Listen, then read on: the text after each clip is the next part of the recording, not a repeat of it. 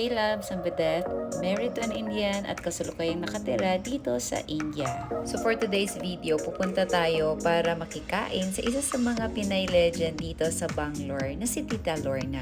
At syempre, may konti tayong trivia kay Tita Lorna at para sa ganon, makikilala niyo siya unti-unti dahil isa siya sa lagi kong makakasama dito sa India.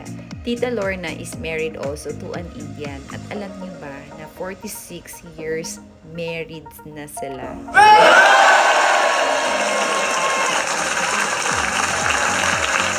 Grabe, diba? Nakakahanga ang tibay ng relasyon na dapat nating tularan. At alam niyo ba guys na isa sa mga iniidolo kong marriage ay yung marriage mismo ng aking mga magulang. Yun kasing nakita ko how my parents fought every day sa buhay para ma-provide nila yung aming pangangailangan. I am the youngest out of 5, dalawa kaming babae at magkasunod pa. Kaso kung kailan naman kami lumaki ay saka naman kami hindi nagkakasundo. Tapos 3 magkasunod din na lalaki pero wala na yung panganay namin. Saksi kami sa mga problemang pinagdaanan ng aming mga magulang na noon at ang nakakahanga, wala talagang sumusuko ni isa sa kanila sa halip, pinagtibay pa sila ng pagsubok sa buhay. Kaya nung ako na ang nagkaroon ng sariling pamilya, first, second, third, fourth, at ilang chances pa ang binigay ko sa pag-aakalang magbabago pero hindi pala. Tsaka mas lumala pa. Kaya kahit goal ko ang maayos, buo at masayang pamilya, tapos ako lang naman ang gumagawa ng mga bagay na sa tingin ko makakatulong to save the relationship, hindi talaga magtatagumpay. At eto na nga tayo at malapit na sa ating lunch destination.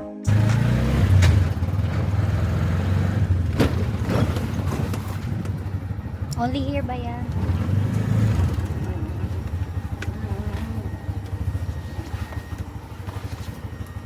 Here. Okay, thank you.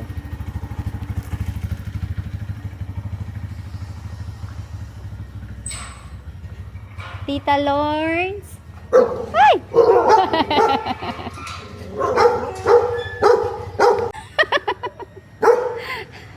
Ang tatapang, oh. Why you're so mad? Tita, pwede na akong pumasok? Aray. Ay, paano ba? Galit na galit. Ako pa lang. Ganun daw kasi pag most punctual. Galit na galit.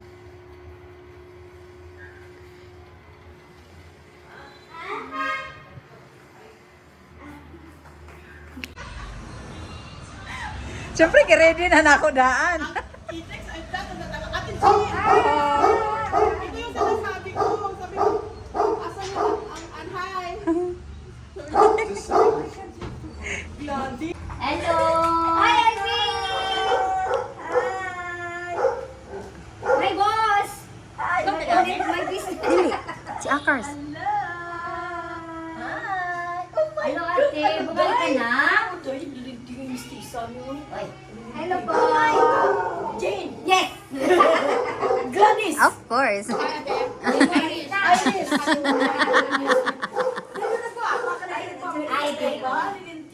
Asan si Daisy? Walang Japon, ha? Asan si Daisy? Diyan yung tinapay. Matagal na rin kami dito ni Daisy. Ay, long time no see. But now, see now. Anak. Uy, bakit? Nakakanda pa ako sa'yo. 70 na kami ni Ate Mariam. Yes. 70 ka na dali, ate. This coming November. Si Diana, yung ginawa mo sa premature. Ay, to. Yan, sa ICU ngayon ng apo ko dahil first day sa Ano dapat siya? Hello! Magkasabay kayo? Magkasabay kayo. So you have friend na, oh? Hello. Sino ba ito? May ano to? Suriya. Ito naman. Tanda na ka na talaga. See, you got friend now. Play now. Aray. Show Oh, to you, may Dejen. kuha na. Dejen. Play now. Thank you, friend.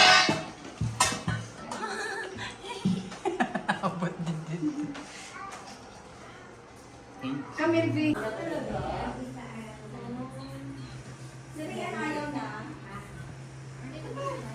Rian, magsusuko.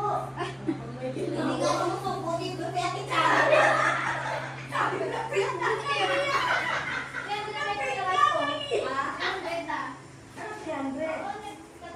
Get for life, thank you, Jesus, for the protection.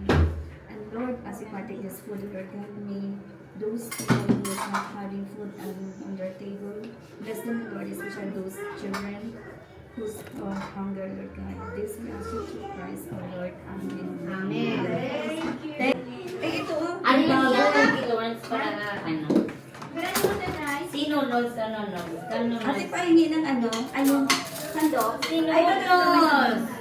Tutangon. Halika natin.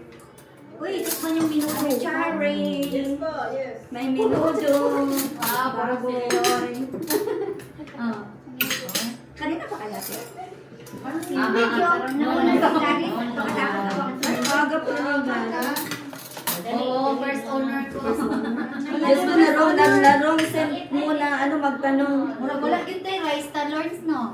Ay! Kasi may agi po. Wala lang yun tayo. Nice. Wala rice diet? Hindi ba walang rice? Kaya na naman ako.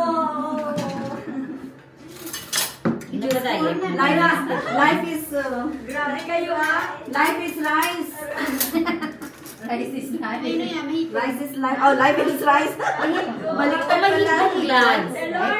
Allergic ka? Ano yung venue is Lorna's Resident. Oh my God.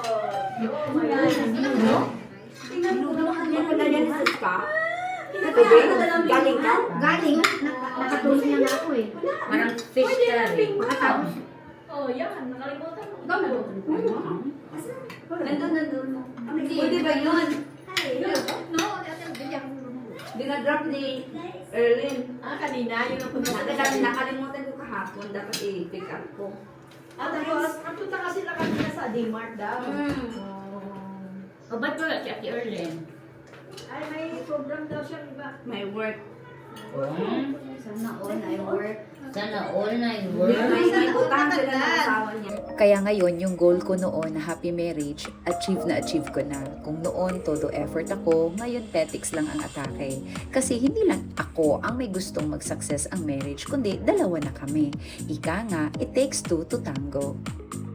At kung noon pag nag-vent out ka, drama na agad, nag-iinarte ka na naman, but this time, all feelings is valid. At kung noon maglambing ka lang ay OA ka na agad, ngayon hindi na kailangang mag-inarte o maging OA para lang mapansin.